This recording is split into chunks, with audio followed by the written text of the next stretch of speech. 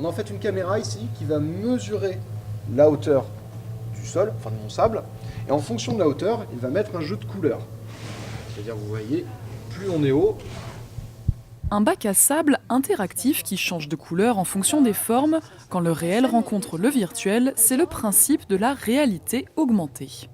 on va utiliser des casques ou des interfaces plus transparentes qui nous permettent de voir le monde tel qu'il est, mais en plus, on va rajouter par-dessus des informations virtuelles et numériques en 3D qui vont apparaître pour l'utilisateur. Ça peut être justement l'apparition d'un personnage, une création de fenêtre. En fait, donc nous, ça marchait pas. Le bac à sable, on va dire, a ce côté très ludique, ce côté direct. En plus, on a un peu l'impression de se prendre pour Dieu. On fabrique des paysages, on fait pleuvoir. Donc, il y a vraiment ce côté très ludique.